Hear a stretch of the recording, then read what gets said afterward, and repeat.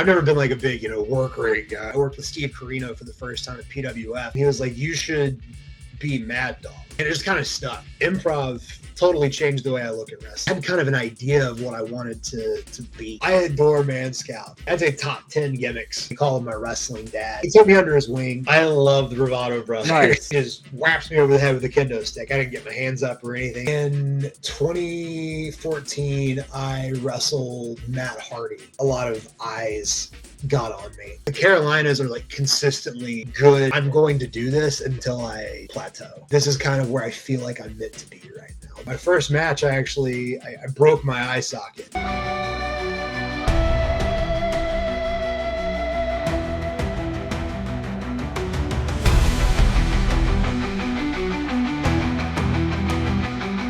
Ladies and gentlemen, hosted by Coach C, Chris Sanders, this is Best for Business.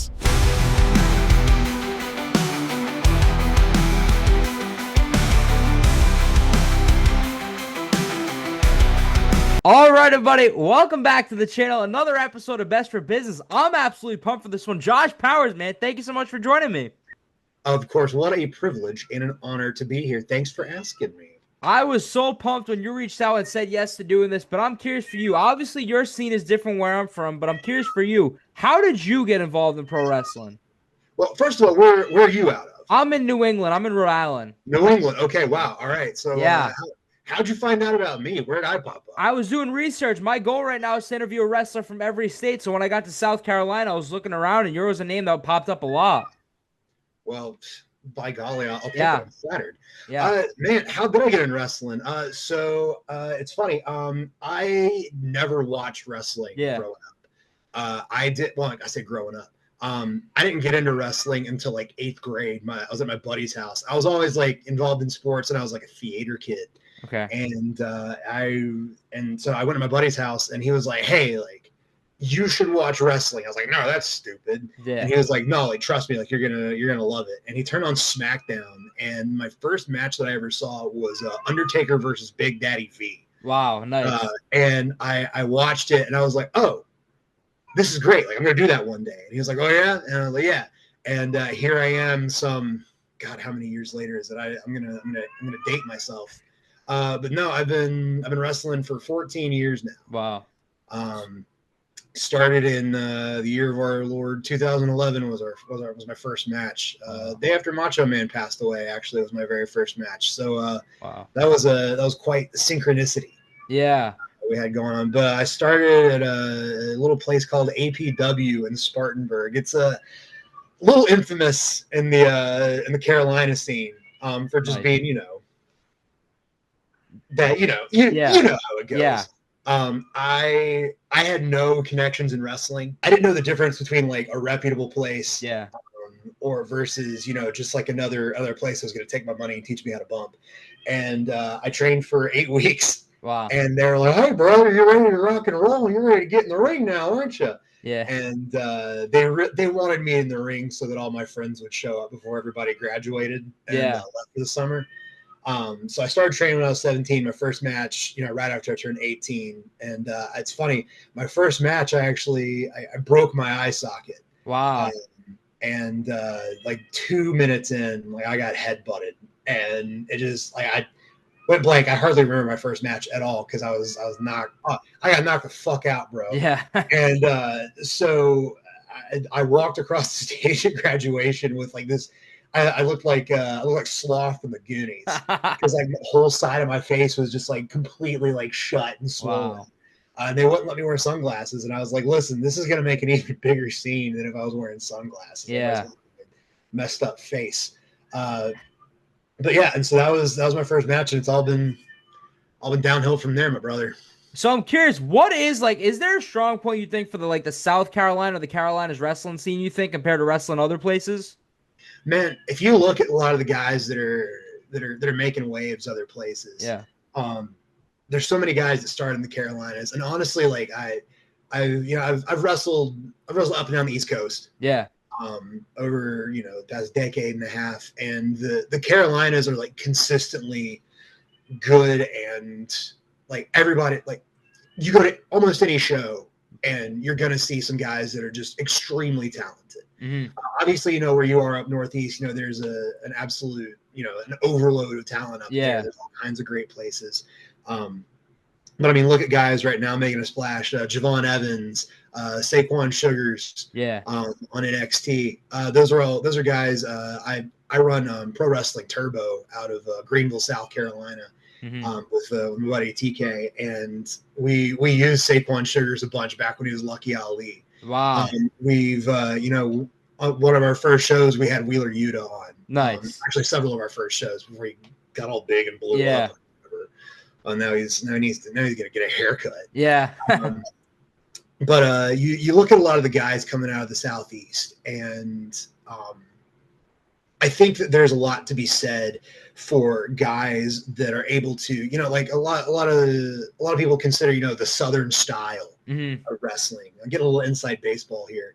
I think a lot of guys consider the Southern style to be almost like in modern wrestling, kind of a less than style. But what I kind of see Southern style as, the focus on character work and the storytelling. And when you take that and you mesh it with, like the Northeastern, more like super indie, PWG style, and you kind of like have a meeting in the middle of that. I think that's kind of where the sweet spot is. And I see a lot of guys from the Carolinas, they come up in that Southern style, then they go other places with that base. They learn how to wrestle, in the indie way, the way that, is, super popular and over, and they find a way to meld it together in their own way. And I think it makes for really, really interesting dynamic. Yeah. That's kind of what I've seen for myself throughout my career is, the more I'm able to, like pick and choose from a few styles and then bring it back to that, real Southern base that I learned. Yeah. Layer it all on top of each other. I feel like that's made me a better performer. Not that I've been, to the level of the NXT guys or any of that, but I feel like that's really helped me to grow as a wrestler. So yeah, that's kind of how I feel about, how the Carolinas are. There's so many talented guys. There's a couple really good schools down here. Nice. Just churning people out left and right. So that's really exciting to see. Yeah, so when you talk about your career, I'm curious, what is or who is like the inspiration for Josh Powers? Because when I think of Josh Powers, you have the look right away in pro wrestling, I think.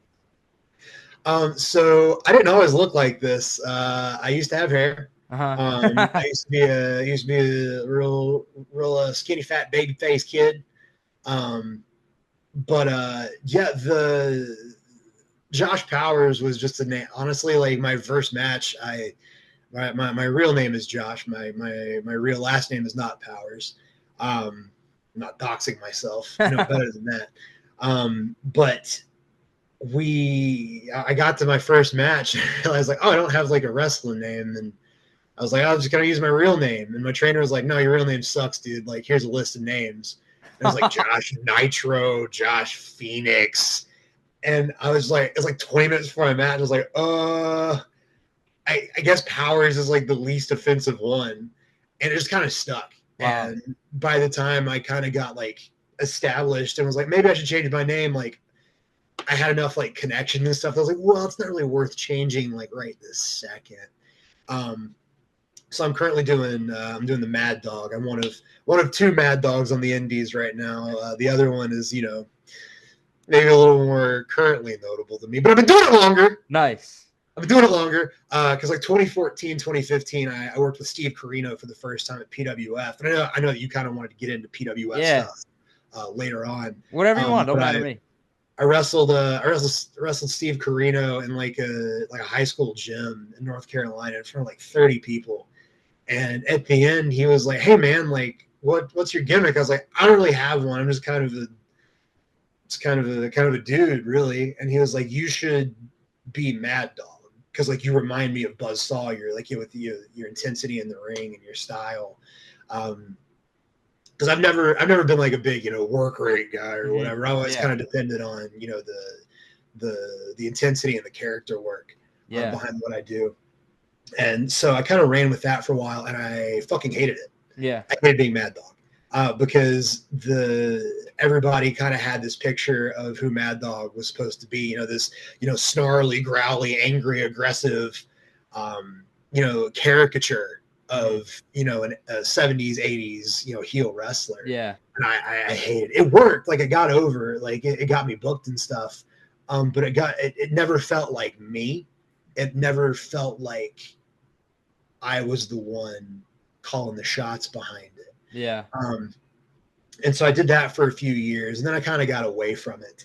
And then around the time of the pandemic, I was like, I just need something fresh. I need something new. I had kind of an idea of what I wanted to be.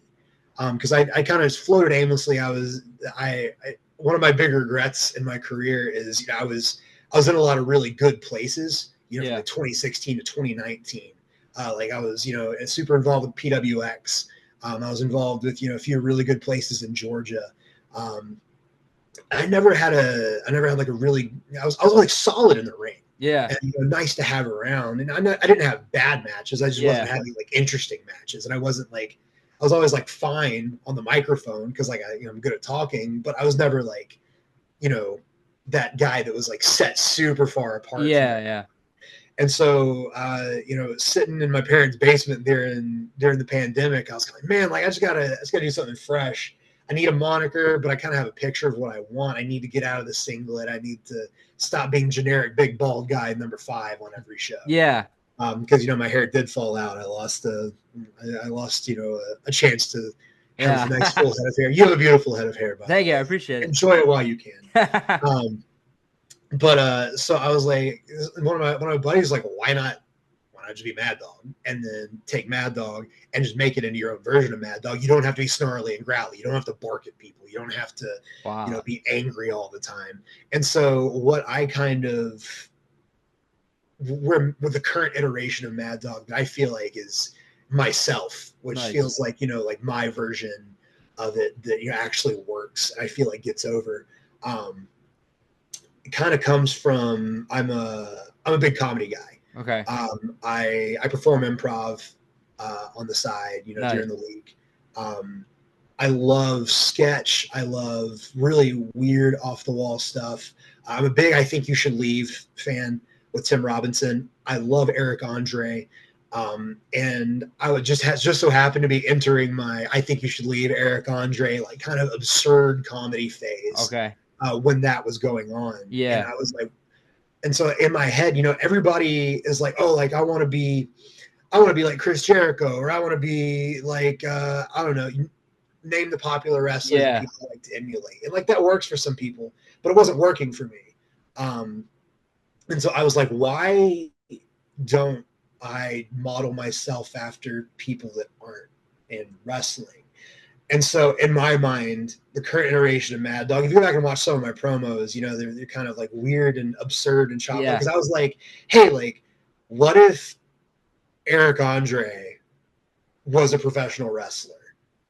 Like, what kind of vibe would that be? It would be kind of like real frenetic energy. Yeah, unique like approach. Real, I like it. Off the wall kind of stuff. Yeah. And so the origin story that I like to tell people is are you familiar with baseball legend Jose Canseco? Okay, yeah.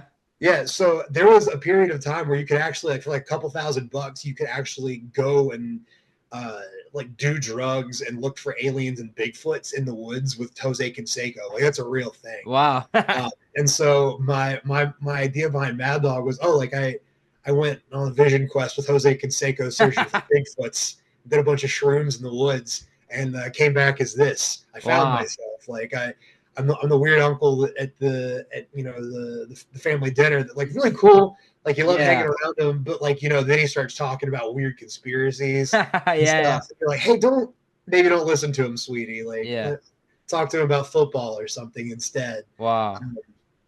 That's kind of where my idea of Mad Dog came from. Nice. It's also the way of talking and stuff is kind of like me when I've had 5 or 6 beers.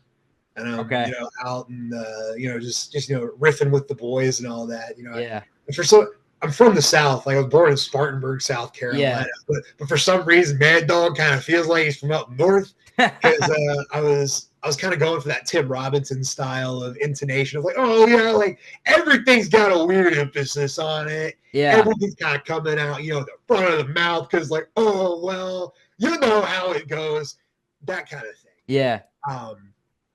And so that's kind of where I draw my inspiration. Nice.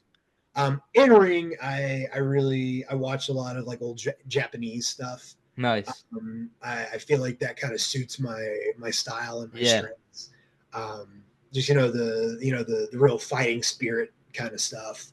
And then like I talked about earlier, you tie that back in the Southern style. Yeah. The focus on storytelling, and I think that makes for some really compelling stuff. And also, I do the hardcore stuff now, which is what it is. A lot of people have opinions, but Yeah. I have a blast doing it. Nice.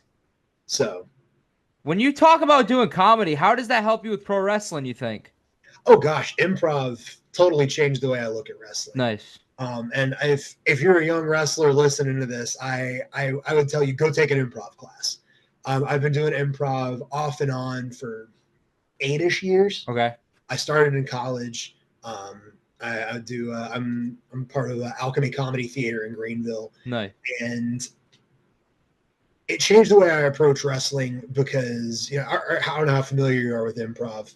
Yeah, I used to do theater. Okay. Oh, sick. Yeah. Great. Yeah.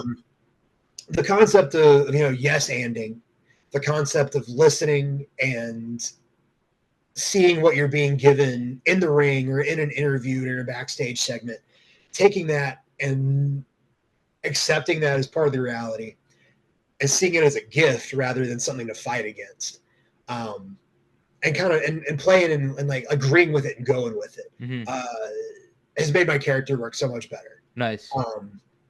Just being able to adjust on the fly and adapt, not necessarily like with the wrestling, because adapting on the fly in a wrestling context is, it's a whole different. Were you taught on the fly or everything prior? How were you taught to wrestle? I like a mix. Okay. I call more than a lot of Southern guys, and I call less than a lot of Northern guys. Okay. I'm somewhere in the middle. Nice. I like to put together a pretty coherent structure. Yeah. I like to know, where we're going, what Yeah. we're doing. But in the middle, it's a lot of just kind of feeling it out. Yeah. Feeling what's going on, feeling the crowd. But that also, improv kind of it informed my idea of the kayfabe world of wrestling. I'm a big fan of like Chikara.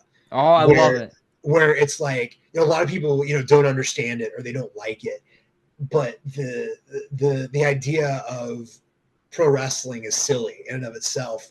And so anything that happens in the ring, as long as you justify it and acknowledge that this is the reality, anything can work. Yeah.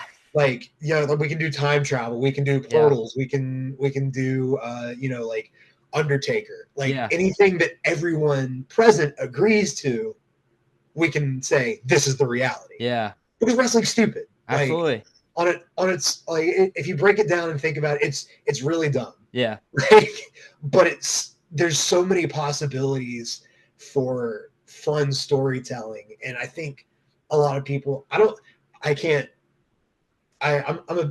like realism. I like stuff to be believable, but people really like, every single thing has to be believable. Like, no, it doesn't. Like, no, come on. Like, wrestling's silly.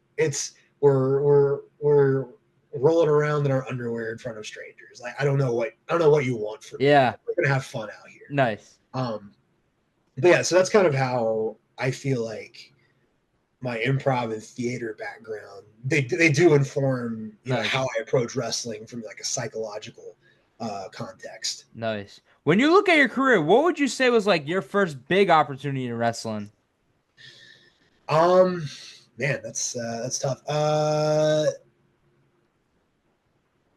I would say in 2014, I wrestled Matt Hardy in my hometown. Nice. And that was the first time that I felt like, or 2015 maybe, I don't know, somewhere in there. Yeah. I got hit in the head a few times. Yeah. That was the first time I felt like a lot of eyes got on me. And that was like the first time I stepped in with like, I've been in the ring, if you look me up, I saw the list of questions you had for me. But that was definitely, I think, the biggest name that I grew up actually watching. Yeah. Because, he was Matt was at his peak around, like 06, 07 when I started, really watching. Yeah. And so that was like a really big deal for me to step in with him and feel like I kind of belonged. And afterwards, he was like, hey, like, that was actually really great. Like, I actually had a lot of fun. Nice. It was really solid. I think, I think you have a lot of ability, a lot of talent.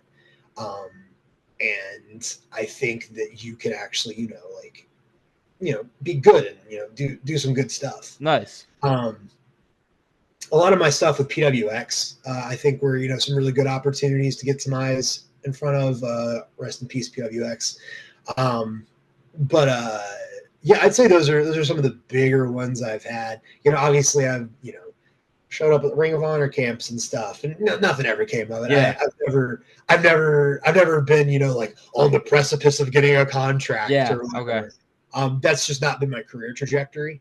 But yeah, I've gotten opportunities to, do some really cool things and work with a lot of guys that I've really looked up to. Nice.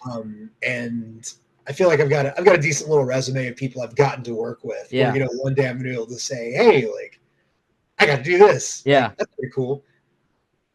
So the first one I'm gonna ask you about, because you're probably on the list of a lot of people in the Indies wish. What was it like? You shared the ring or something with Terry Funk. Man, Terry Funk came in and did a seminar at Trans-South Wrestling in Union. Okay. And absolute delight. I love Terry. Terry was great. Yeah. Just a real stand-up, real good dude. Gave me a lot of just really good little teeny tiny like tweaks and like feedback. And so I was like, hey, you should consider doing it like this, man. You son of a bitch. And I was like, oh yeah, thanks, Terry. I'll do that. And so I still think of him sometimes when I'm like holding the headlock or something. Wow. Oh, we can work this son of a bitch. Let's go. Let's keep on going. But then the coolest part was at the end of the show, in the main event, he was like managing the baby face. And so in order to get everybody an opportunity to get in the ring with Terry, it was just this big old schmoz at the end of all the heels came in, and he had the kendo stick and was fed in one by one. He's like, wow. And there's a video floating around out there somewhere.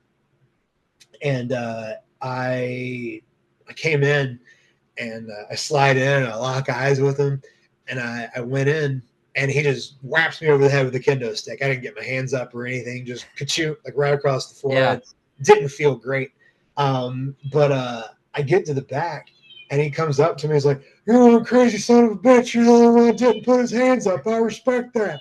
That was really cool. I really appreciated that about you. And I was like, oh, Terry Funk thinks I'm a crazy son of a bitch. Maybe I'll hold on to this forever. Nice. And I don't take a lot of pictures with people. I need to do better about it. But Terry Funk is one person that I was like, I gotta have a picture with. Nice. And so that's one of my treasured memories is getting to hang out with him. And after the show, we went to a Mexican restaurant and we shared a basket of tortilla chips and talked about Jackass. Nice. Everybody was wanting to ask him about his Japanese death matches, and he was like, "Oh yeah, it is what it is." I was like, "What was it like working with Johnny Knoxville?" I was like, "Oh man, he's crazy. He's let me tell you all about it." And we talked for like 30 minutes about that. He was just a joy to hang out with. Yeah. And that was the only time I ever got to work with him. Nice. But that was one of the cooler things that I've ever gotten to do was just be able to sit and spend time with him. Yeah. And just listen to him tell stories and talk about wrestling. Nice. Because you don't get to do that every day. Yeah. Somebody like that who's just an absolute legend across the entire world, just sitting there, sharing queso with him. Yeah. So I'm curious. So you got to share the ring with some of the best, not always on TV, but the first one I want to ask you about, one of them is, do you have anything that stands out wrestling the Bravado brothers? I love the Bravado brothers. Nice. They're sweet dudes. Yeah. I was much closer to the one that is now Andre Chase. Yeah. I think his brother was like a lawyer or something nowadays. He like ran for office. Oh, okay, yeah. Stuff. He's like he's done that a couple times. Yeah. But yeah, I think he did actually get into a little bit of law. Okay. Because it's funny. I went to Chicago with it was a carload. It was like me, Darius Lockhart, Anthony Henry, Love and Harlem Bravado. We rode to Chicago in a snowstorm, and then had to be back in Charlotte for PWX the next day. And I left my car at a gas station, and it was there for like less than 24 hours. And when we got back from Chicago, it had gotten towed. Yeah. And I was like, oh, shit. And so we go and we find it. And they tried to charge me for like 3 days worth of like towing and storage and all that. And I was like, but it's only been like 23 hours. And they're like, oh, sorry. Harlem Bravado marches up, and he's got like the local statutes pulled up on his phone. He's like, well, actually, you can't do that because this bylaw and this bylaw and this bylaw. And so if you charge him this, he's going to march back in here with a lawyer, and he's going to take you to the fucking cleaners. And they're like, okay, well, it'll just be one day then. And so that's my favorite memory of Harlem. Yeah, I love it. Was him going to bat for me in this sketchy towing place. He didn't have to do that. But he was like, no, not today. You're not messing with him today. Wow. But the only time that I've worked them, I worked with them twice at PWX. I teamed with at the time he was Timmy Lou Retton. Now he's the Infinite Man, Tim. Love Tim, hilarious guy, wonderful worker, just great dude. And they just threw us together as a tag team. We called ourselves Chocolate Pain and came out to the Tay Zonday song, Chocolate Rain. Okay. But the only thing I remember from that match is I was like putting boots to the corner on Lancelot. Yeah. And I was choking him, and he reaches up and like unties my boots. And so this is like my big shot with PWX. My first time there. I was like, oh, like I gotta crush it. Like I gotta do so good. Then you go back and watch the commentary, and they're like, oh, something seems to have malfunctioned with Josh Power's boot. And I'm like on the apron trying to like get it fixed or whatever. Yeah. As soon as I get it tied, I go back in, and the first thing he does again is rip it back off. And I was like, no, stop it. And I was stomping him. I was like, you quit it. Yeah. So that was a lot of fun. Nice. Working with them was awesome. There's super easy, super great, super generous to work with. And so that was real. That was probably what 2015. Yeah, it was thereabouts. If your research gave you that information, you know my career better than I do, man. When you talk tag teams, is there anything that stands out iconic? Wrestling the Ugly Ducklings? I never really wrestled the Ugly Ducklings as a unit. Okay. I've wrestled Rob Killjoy. Nice. A bunch of times. Yeah. And I love wrestling Rob. Yeah. I mean, he makes you work. Every time I'm in the ring with him, it's like, okay, well, time to test my cardio. Let's see if I can keep up. But yeah, no, like Rob's a great guy. Nice. He's very like high energy when he's talking about wrestling. Yeah. And I don't know a lot of people that love wrestling more than he does. Nice. And so getting to like do a match with him. It's refreshing to be like, man, like awesome. Like now I remember why I like wrestling, because like he's so like it's everything to him. And he's like, he takes no matter if it's like 5 people or like 5,000 people, he's gonna do the same thing. He's gonna work his ass off. Nice. And he's gonna have an incredible match either way. Nice. So yeah, Rob's a great dude. I know Lance, I know Colby, but I've just never worked directly with him in a match. Yeah. When you talk tag teams, how did your idea of team with TK start? What was it called? Bay? That's Proximity. We're the Beta Alpha Sigma, whatever that letter is. Fraternity X. Let's just play on the Bay thing. Yeah. That was just, I mean, like I said, this is Proximity. TK and I, like I mentioned, we run Pro Wrestling Turbo together. Yeah. We came up together from APW. The same. He started like 10 months after I did, or something like that. And so we've been tight for almost 15 years now. Nice. I was just at his house like 2 nights ago, just sitting and hanging out. We live like 10 minutes apart from each other in Greenville. Nice. We both work. Our real jobs are in the same industry. We actually just do the same job, 2 different places. Wow. So that's really nice to Yeah. have somebody that understands both the things that run my life. Yeah. Yeah. So that was just hey, like we're kind of bored. Like, why not tag together? Wow. And it was never like a long-term official thing, but it was just like, oh, like, we understand each other. We jive together.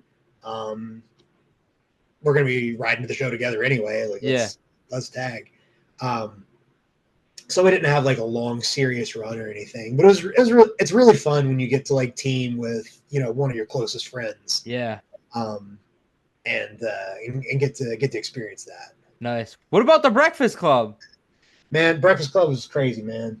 I met AJ Jannazzo / AJ Slambino / whatever the hell his name is now. I knew him before he blew up for like eating Cadbury eggs or whatever on TikTok.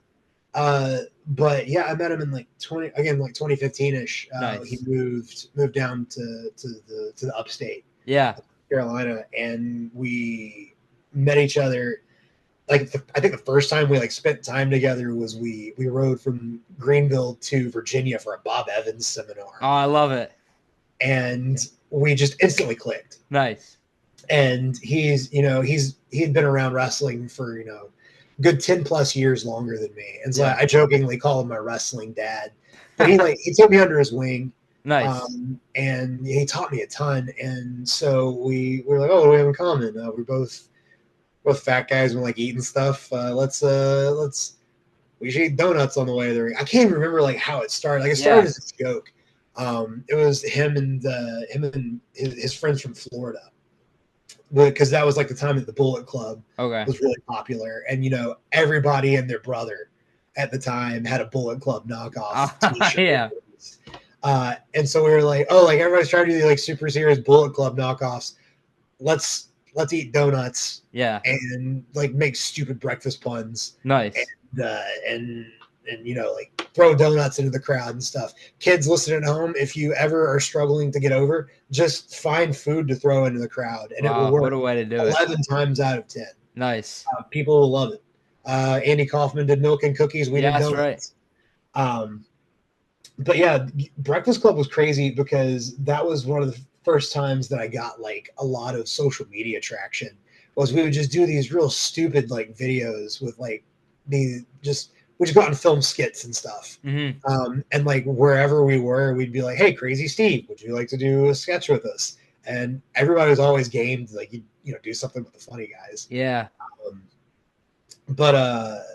Yeah, we got to ride the roads together a lot. Made a lot of friends doing it. And I got to work with a lot of really, really great guys. Nice. Through Breakfast Club, tag teaming and stuff. Got to work with, like Aaron Epic and now Danny Briggs, formerly Martin Stone. Yeah. Got to work with, who else did we wrestle? Like Joe Black and Will Huckabee. Nice. Just some real great guys. And I got to, meet MVP through Jannazzo, because they were boys back in the day in the South Florida circuit, riding up and down Alligator Alley. Yeah, Breakfast Club was fun. The only thing was, like I put on like 10 pounds because I was eating donuts constantly. I'm curious, when you talk tag teams, you talk about having fun. It was short-lived, but team with Jake Manning. I think we teamed like once. Yeah, but like like you talk about your character and Jake Manning. Whose idea was this? Probably me, because I may or may not have been the one that booked it, but I adore Man Scout. Okay. Yeah. He has always just been so nice and kind to me, and the Man Scout thing is honestly like one of the I'd say top 10 gimmicks on the indies right now. And we just have very similar ways of approaching wrestling, a similar mindset of like we're gonna we're going to have, like solid matches and stuff, but not at the expense of, going out and having fun doing character work. Yeah. And so we're both real into the same kind of comedy.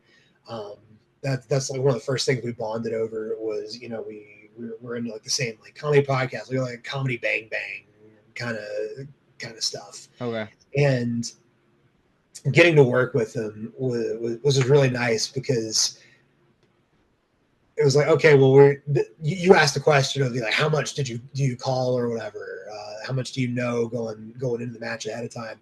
And with Jake, you don't have to call very much because it's just like, oh, like we're gonna feel out the crowd. We're gonna do your stuff. We're gonna feel it out, and we're just kind of gonna go with it. And when you work with younger guys doing that, they panic a little bit. Oh yeah, just trust us. Just it's all good. Like we're gonna have a good time. Like just wait for the tent. it'll all work out if we get to the tent. Yeah. When you talk about Pro Wrestling Turbo, what would you say was like the vision with it at first? TK and I, well, the real birth of us having wrestling shows in the upstate was it was more TK back then.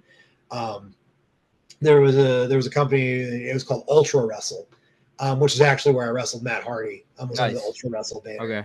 And then took a couple of years off from running shows, and guess what? 2017,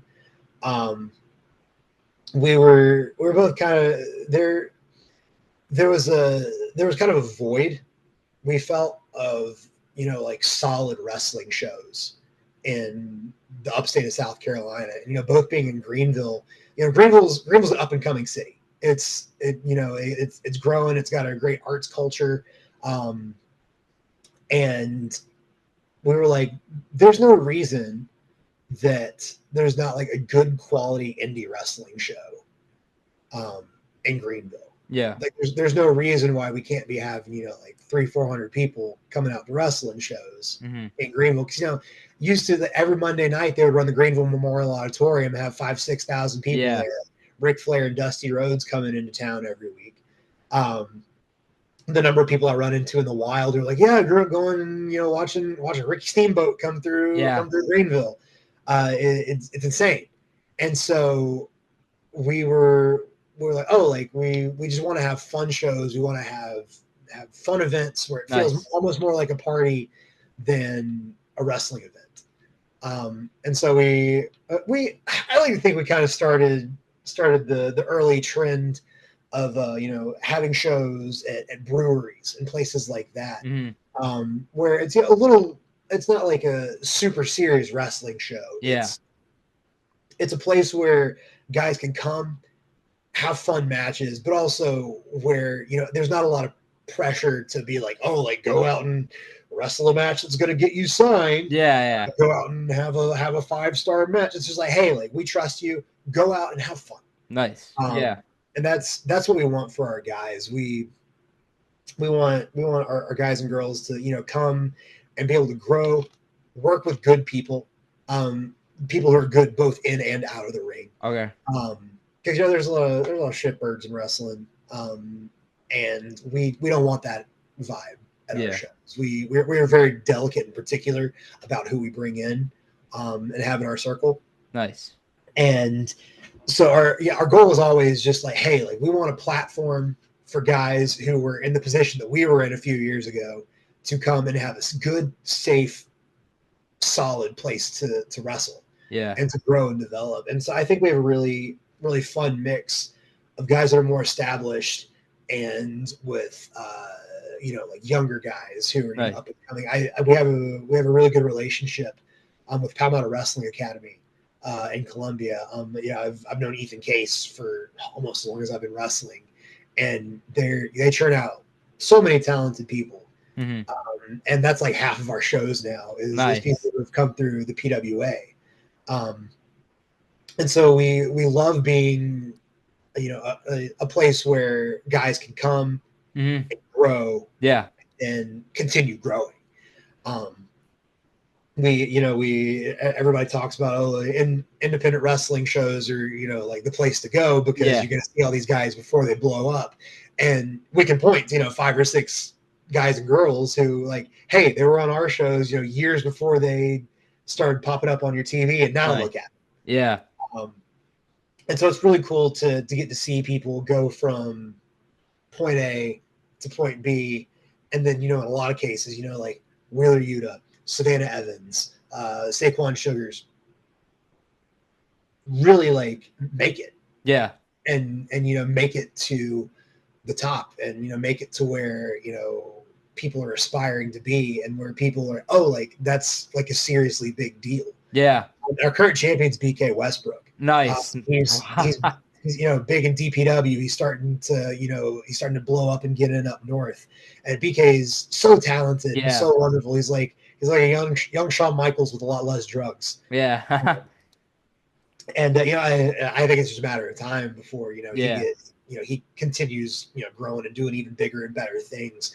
Bojack and Diego Hill. Yeah. A couple guys that we've used a lot. That we it's like, oh, cool, great, see you guys. Like, don't forget the little people. And then guys like Drew Hood, James Johnson, Mila Johnson, that are currently starting to get a little bit more brand recognition and traction in bigger places. And so it's just really special to be like, hey, like, these are my guys, nice girls. And not saying it's because of our platform, but we like to think that the platform that we give does help people kind of workshop stuff, figure it out, and like I said, have a safe place where they can come and figure it out. When you talk about Pro Wrestling Turbo, if somebody was to ask you, is there like one match that defines your company, you think you'd say? Not to toot my own horn. I think that, unfortunately, I've been in 2 or 3 of the best matches in company history. Okay. You hate saying that as the Booker man. Yeah. Me versus BK Westbrook is probably my favorite match I've ever had. Nice. Okay. It was for the championship, and it was the product of like about a year-long build of me chasing after him. And when I finally won, it was champion for 5 minutes before I didn't want the belt. I'm the promoter. Get that thing off me. Yeah. But the build and the reaction when I finally beat, like, in my mind, that's the best match I've ever done, and I'm so proud of it. And I hope the BK's proud of it too, because it was the whole the Mad Dog Mayhem thing that I do, where that's kind of my signature match. What's the inspiration behind it? Mad Dog Mayhem? Yeah. Oh, I was watching like old ECW. Yeah. And New Jack is like my spirit animal. The guy, so back to like inspirations or whatever. I love guys, New Jack, John Moxley, Brock Lesnar, where the second their music hits, something wild is probably about to happen. Yeah. And so I want that vibe when I come out. I want that energy of like, oh, this guy's crazy. Yeah. I don't know what's going to happen now. Yeah. I just really like the idea of being not like necessarily a deathmatch guy, because that freaks me out a little bit, to be completely honest. But also, I'm willing to try a bunch of it. But also, I have a somewhat public-facing real job that I might not appreciate as much. Yeah. If I'm like spurting blood out of my forehead, like the wrestling thing in general is tenuous at best with them sometimes. Yeah. But I love hardcore wrestling. I love there's so many more opportunities for storytelling and so many more opportunities to do cool, wild stuff. And honestly, I love when people come up to me, especially people that know me in real life, and they see me wrestle, and they're like, "Oh shit, you're an insane person." Yeah. So Mad Dog Mayhem, I was brainstorming with Ethan Case at like 4 a.m. one day at the academy when I was down there visiting, and he was like, "Why don't you why don't you just come up with branding? Like Raven had Ravens rules. Like you should come up with branding. And I was like, oh, something like Mad Dog Mayhem. And he was like, oh yeah, no, great. There you go. You found it. Wow. Nice. Perfect. Yeah. And so I feel like I have a very specific style of hardcore wrestling that kind of is the blend of, like I said, there's Southern hardcore, baby. Yeah. But yeah, I could get in the weeds about, you know, my thought process, psychology, but no one cares about that. I really just think it accomplishes that idea of, oh shit, something's gonna happen. And I really like being the guy on the show who comes out and is just the wild card. You don't know what's going to happen in my match. Okay. Yeah. And I like to think it sets me apart a little bit from everybody else being able to do that. But, you know, that also made me a better regular wrestler. Just like, you know, being like deliberate in my thought process behind stuff. I think my matches, when I'm not doing mayhem, are better now because of it. But it's a lot of storytelling opportunities, you know, within Turbo, because, you know, Mad Dog Mayhem happens basically every show. And so there's so many opportunities to be like, hey, what if Mad Dog can't do Mayhem? What's that look like? Like, what if he has to overcome not doing that and having to, you know, rely on his wits and his ability? Yeah. Instead of hitting somebody with a trash can, like, what does that look like?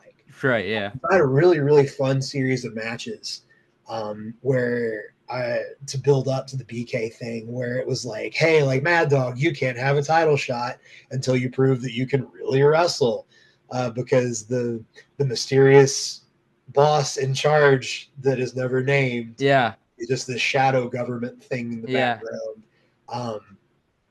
And so I wrestled, I think Jaden Newman, Josh Cutshaw, one or two other people. I think Raylan Albee, another PWA guy. And it was just so much fun storytelling of like every single match. It's like, oh shit, do I remember? Oh, I remember this whole. Yeah, I used to do that. Yeah. And I think the fans really got behind it too. And so finally, you know, when you get to that last match. When you get to that final blow off, and there's a door there that, you know, I usually put people through doors or whatever. Yeah. You know what? I actually don't need that. Boom, storytelling. Yay, great, awesome, psychology. Yeah. And so that was the BK Westbrook thing was kind of the culmination of that. Nice. Of like kind of like a finding myself vision quest kind of storyline. And it's really easy to do when, you know, you're in charge of booking it and you get to do whatever the hell you want. Because, you know, who's going to tell me no? Nobody. Yeah. So that was kind of the genesis of Mayhem. And that's kind of, again, looping all the way back. We're back, you know, we've done a full circle back to, you know, my favorite matches at Turbo. Yeah, there's another one up there. It's me. Nice. So when you talk about your career, how has Josh Powers transformed from that first match where you popped your eye socket to right now?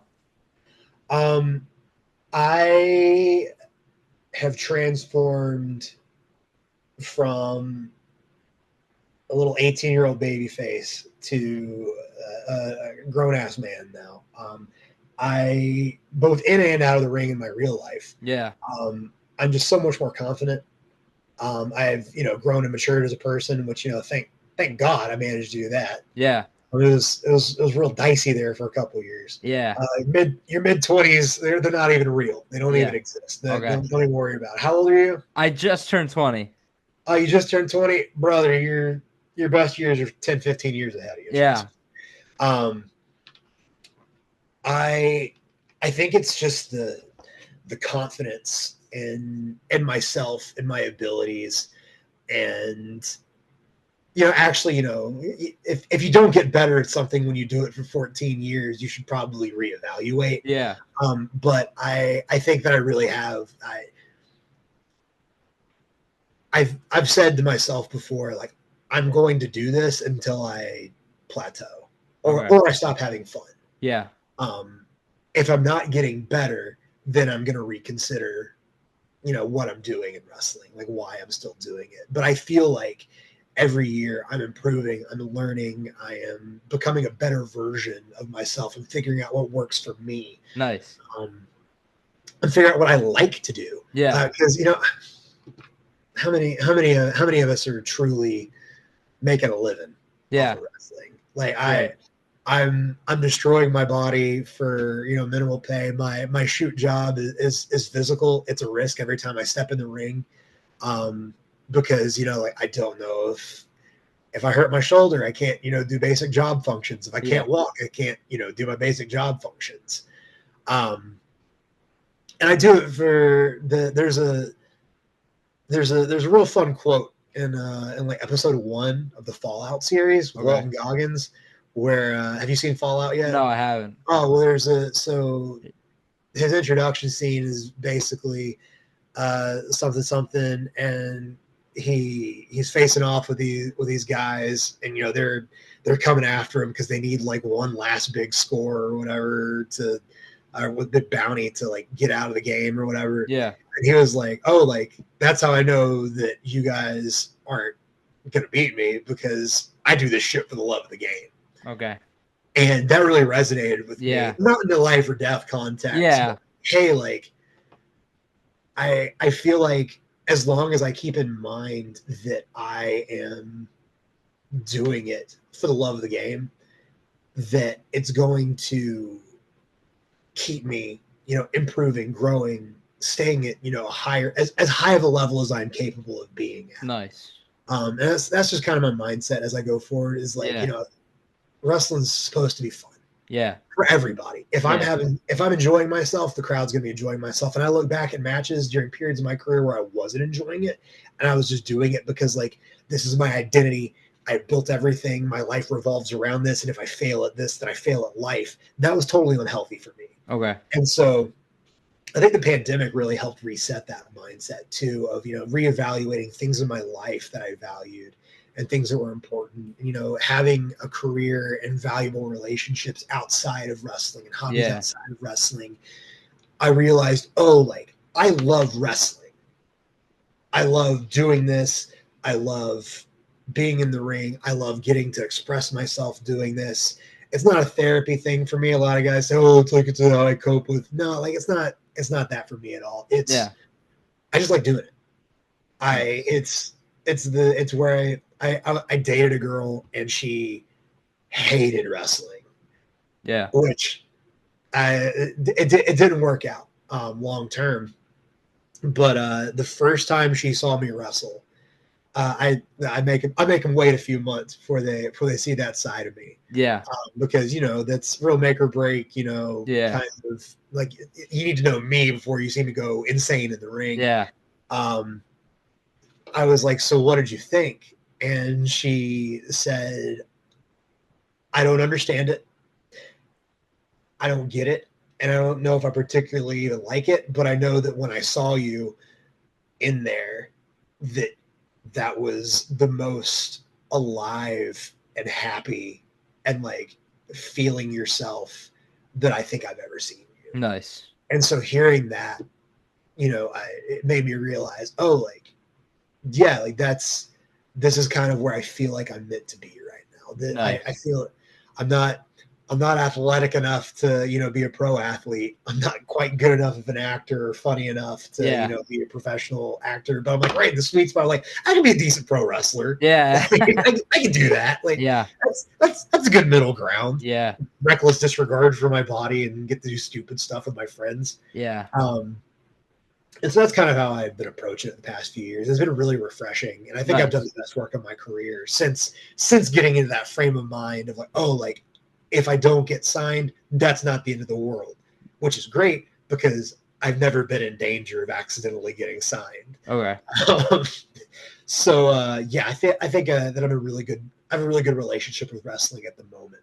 Nice. So I hope that answered the question. Absolutely. Do you have any goals now? There's a few places I'd like to be. Okay. I long ago, gave up on not necessarily gave up, but I was like, hey, like let's keep it more realistic. I've actually, as of this recording, it's July 15th. Yeah. In March, I was coming out of a relationship, and I weighed 285 pounds, and I weighed in today actually, and I was 249. That's awesome. Wow, nice. And so I put a lot of work into my body. I feel better than I've felt in a long time. So the first time under 250 pounds since I was in college. Wow, congratulations. So it's been a minute. Thank you. Yeah. And so I want to, I'm going to keep on, like building on that. And so Yeah. hopefully, like the change in physique, maybe more places will give me opportunities, give me a shot. There's a few independent companies on my list. I have, without getting into the weeds or political on this, if WWE came to me today and offered me a contract, I don't know that I would say yes, because I just kind of disagree with a lot of what they're doing on like a fundamental, like moral level. Okay. I'm glad that a lot of my friends have jobs and are making a lot of money there. But it would be sick to like be on AEW one time before I call it quits. I'm not like hedging all my bets on it. Like it would just be fun. Yeah. There's a lot of steps that I need to take to make that happen. And I acknowledge that. And I acknowledge that I've got a lot more matches behind me than I do in front of me probably. Okay. But yeah, places like DPW or I'd love to get up northeast where you are and do a little bit more stuff. I'd love to do a little bit of. I'd love to do like a UK tour. Nice.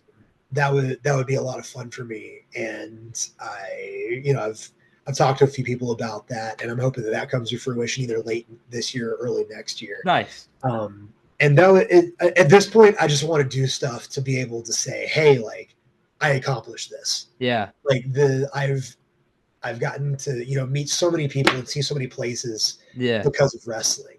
I've gotten to see all kinds of National Guard armories and backwoods towns in North Carolina that I never would have seen before. Wow. Yeah. But yeah, I'm enjoying the ride right now. I'm enjoying spending time with my friends.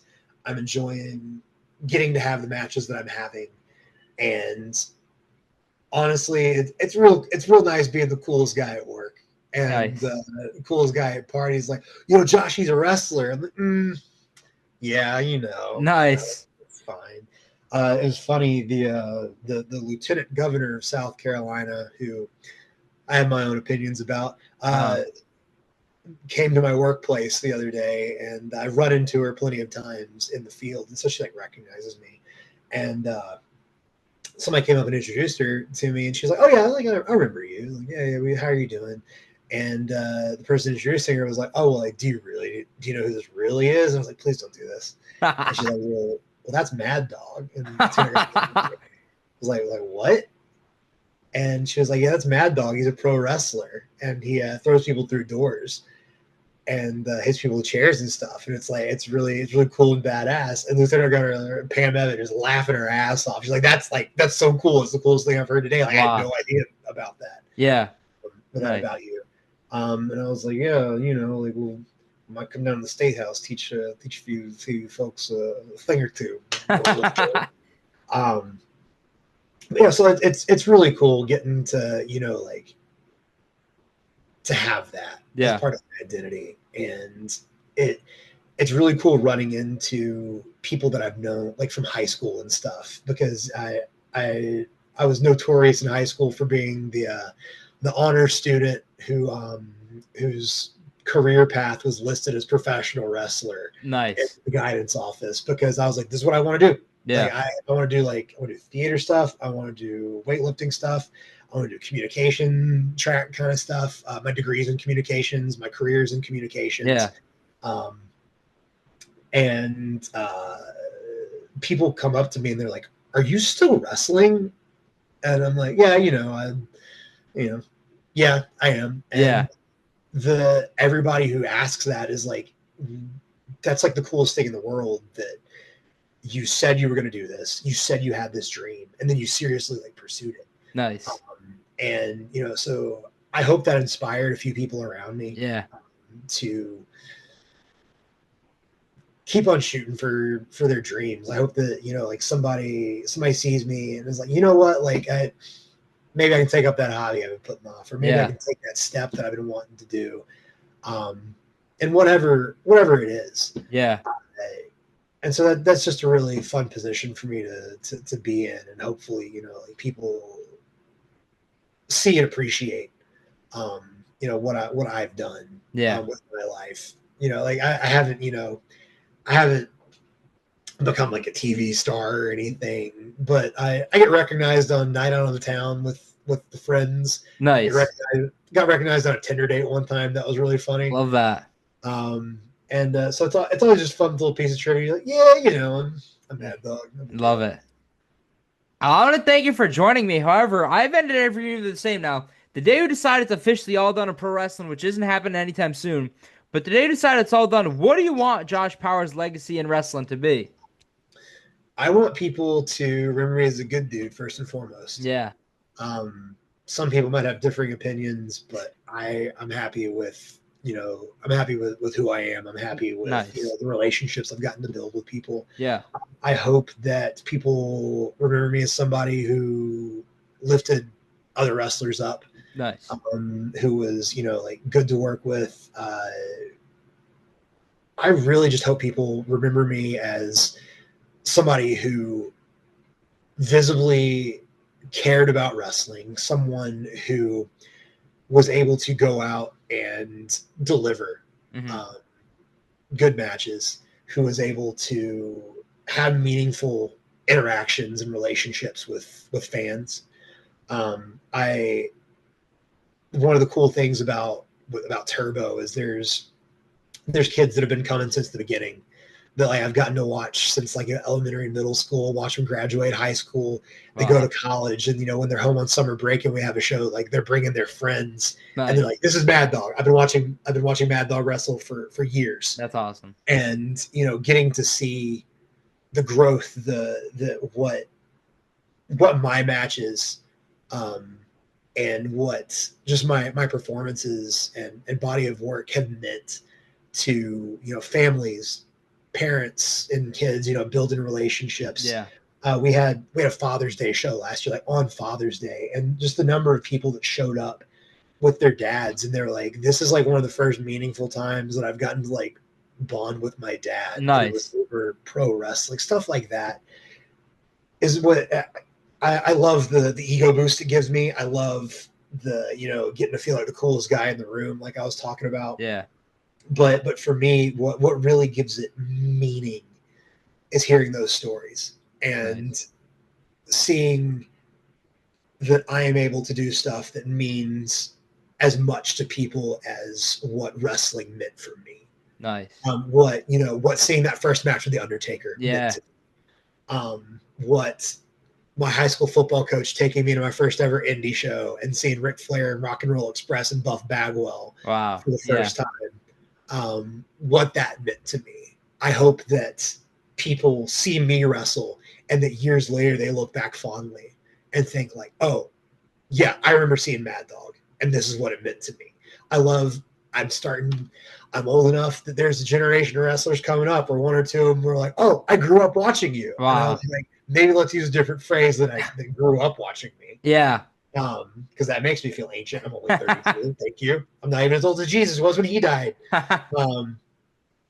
Yeah, and that's what I hope people remember about me. Yeah, man. Thank you so much for doing this. I appreciate it. Hey, man, I'm honored. Yeah. I really appreciate that you reached out to me. There were tons of other people you could have reached out, and I hope that absolutely hope that I rep South Carolina well. Yeah. Thank you so much for doing this, and thank you everybody for watching this episode. This was Best for Business. Thank you for watching this episode of Best for Business. Don't forget to like, comment, and subscribe. Until next time, because this is Best for Business.